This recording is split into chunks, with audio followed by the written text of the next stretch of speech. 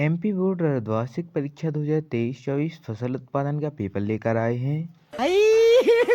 हे भगवान तेरी लीला अपरंपार है। इसलिए वीडियो को शुरू करने से पहले वीडियो को लाइक कर दें, चैनल को सब्सक्राइब कर दें और बेल आइकन को ऑल पर सेलेक्ट कर दें, क्योंकि ऐसी ही इन्फॉर्मेटिव वीडियो आपके पास सबसे पहले पहुंचे।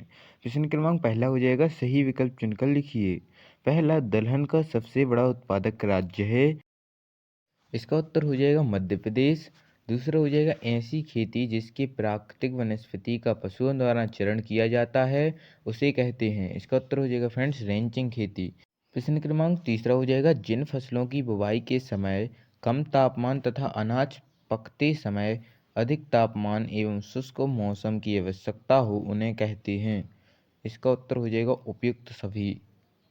प्रश्न क्रमांक चौथा हो जाएगा, किसी की वह कौन सी पद्धति है जिसमें आगे बोई जाने वाली फसल की बुवाई पहली फसल की कटाई से पहले ही कर दी जाती है। इसका उत्तर हो जाएगा ओवरलैपिंग खेती।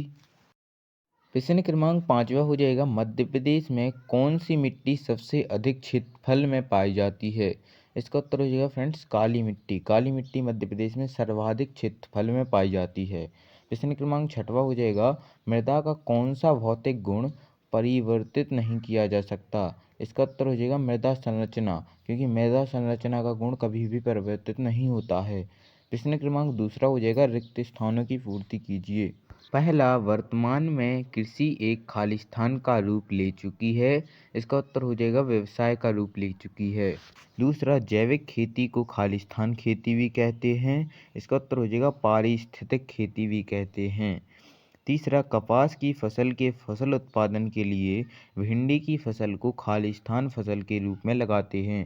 इसका उत्तर हो जाएगा कीट आकर्षक फसलों के रूप में लगाते हैं।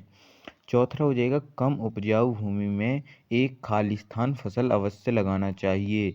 इसका उत्तर हो जाएगा दलहनी फसल लगाना चाहिए। पांचवा, मृदा का निर्माण खालिस्तान के अपक्षय से होता है। इसका उत्तर हो जाएगा चट्टानों के अपक्षय से होता है। छठवा, मृदा की खालिस्तान संरचना कृषि के लिए सर्वोत्तम होती है। इसका उत्तर हो जाएगा क्रमबद्ध संरचना कृषि के लिए सर्वोत्तम होती है। प्रश्न क्रमांक तीसरा हो जाएगा, सही जोड़ियां बनाइए। पहला हो जाएगा फ्रेंड्स, सभी के उत्तर आपको आमने सामने लिखे हैं, इसलिए देख लीजिएगा, क्योंकि डायरेक्ट इसके आंसर हमने दे दिए हैं और सभी क्वेश्चन महत्वपूर्ण है, आपकी अर्धवार्षिक एवं वार्षिक सभी परीक्षाओं में पूछे जा सकते हैं, इसलिए सभी प्रश्नों को अच्छी तरीके से तैयार कर लीजिएगा। पहला हो जाएगा पीली क्रांति। इसका उत्तर हो जाएगा तिलहन उत्पादन से।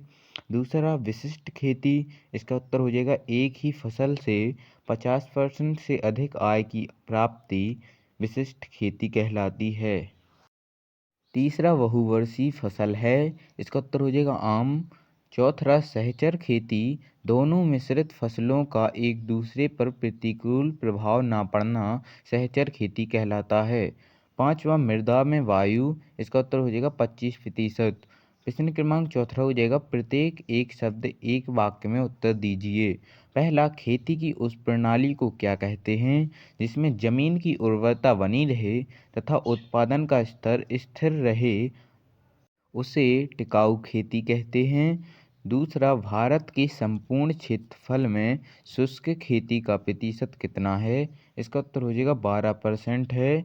तीसरा, एक निश्चित कालांतर में किसी खेती में एक फसल के बाद दूसरी फसल लेने की क्रिया कहलाती है। इसका उत्तर हो जाएगा फसल चक्र, क्योंकि इसे फसल चक्र कहते हैं जिसमें एक खेती के बाद दूसरी फसल लेने की क्रिया की जाती है। चौथा, एक निश्चित समय में किसी खेती में अधिकाधिक फसलें उगाकर अधिकतम लाभ प्राप्त करने की क्रिया किसी विधि क्या कहलाती है। इसका उत्तर हो जाएगा बहुफसलीय खेती कहलाती है। पांचवा, जब मृदा निर्माण की संपूर्ण प्रक्रिया एक ही स्थान पर संपन्न होती है तो मृदा को क्या कहते हैं। इसका उत्तर हो जाएगा अपशिष्ट मृदा कहते हैं। प्रश्न क्रमांक पांचवा हो जाएगा, सत्य और असत्य छांट कर लिखिए। पहला, खेती को लाभप्रद बनाने के लिए केवल खाद्यान्नों के उत्पादन पर ध्यान देना आवश्यक है। इसका उत्तर हो जाएगा असत्य। प्रश्न क्रमांक दूसरा हो जाएगा, जीवांश खादों का प्रयोग कर नमी को संरक्षित रखा जा सकता है। इसका उत्तर सत्य हो जाएगा। तीसरा, कम समय में अधिक फसल चक्र अपनाना लाभकारी होता है। इसका उत्तर भी फ्रेंड्स सत्य हो जाएगा। चौथा, शुद्ध फसल की तुलना में सहखेती से अधिक उपज मिलती है। इसका उत्तर भी सत्य हो जाएगा।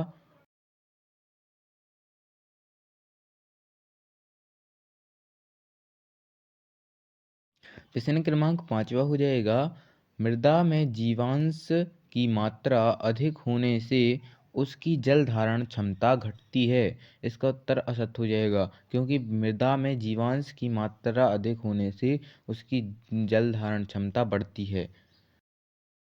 प्रश्न क्रमांक 6वां हो जाएगा, जैव पदार्थों का मिट्टी के रंग पर कोई प्रभाव नहीं पड़ता है। इसका उत्तर हो जाएगा असत्य, क्योंकि जैव पदार्थों का मिट्टी के रंग पर प्रभाव पड़ता है।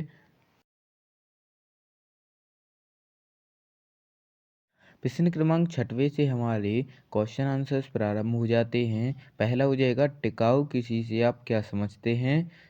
इसका उत्तर हो जाएगा, ऐसी कृषि जिसमें कृत्रिम रूप से तैयार किए गए और वर्गों कीटनाशकों साथ नष्ट को आदि का कम से कम उपयोग किया जाता है, ताकि उनसे प्राप्त अवशेष का हानिकारक प्रभाव वातावरण एवं जीवों पर कम से कम हो। टिकाऊ कृषि कहलाती है। अथवा में आ जाएगा, आधुनिक कृषि को परिभाषित कीजिए। इसका उत्तर हो जाएगा, खेती की ऐसी विधि जिसमें भूमि प्रबंधन एवं कार्बनिक खेती को अपनाते हुए जैव प्रौद्योगिकी एवं फसल प्रणाली का प्रभावी ढंग से उपयोग किया जाता है, आधुनिक कृषि कहलाती है। प्रश्न क्रमांक 7वां हो जाएगा, कृषि के व्यवसायीकरण के प्रमुख क्षेत्र बताइए। इसका उत्तर हो जाएगा, कृषि के व्यवसायीकरण के प्रमुख क्षेत्र निम्न हैं। फ्रेंड्स, अगर आपको वीडियो पसंद आई हो तो वीडियो को लाइक करें, चैनल को सब्सक्राइब करें। और अगर आपको विद सॉल्यूशन फुल पेपर चाहिए और अगर आपको अन्य पेपर चाहिए तो कमेंट बॉक्स में कमेंट करना ना भूलें। Thanks for watching.